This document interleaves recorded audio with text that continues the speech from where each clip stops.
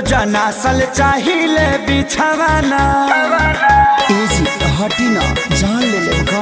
हो बूटा के कराली हनी गवना रोजाना सल चाहिए बिछावाना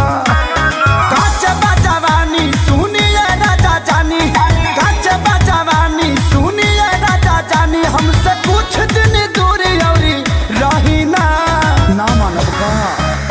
नान्हे बा हमरो उमर कमर लोटे साहिना नान्हे बा हमरो उमर कमर लोटे साहिना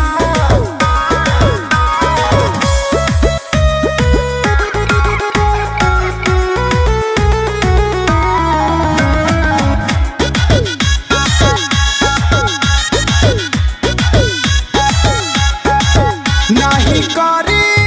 परेशान अब ही बानी हम नादान से जिपा चढ़ी जानी फान लागे ललबलई कोई हम जान दूधा के दांत तोड़िए के दम लेव का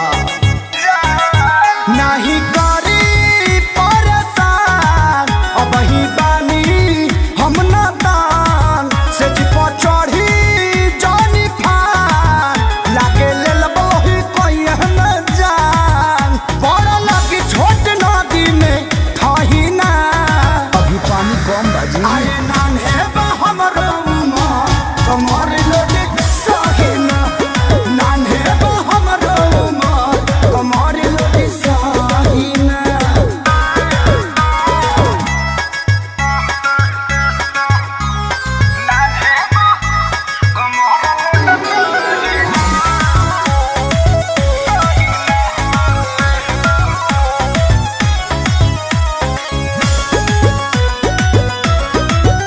पानी दुबार कम जोर ऐसे गोड़ में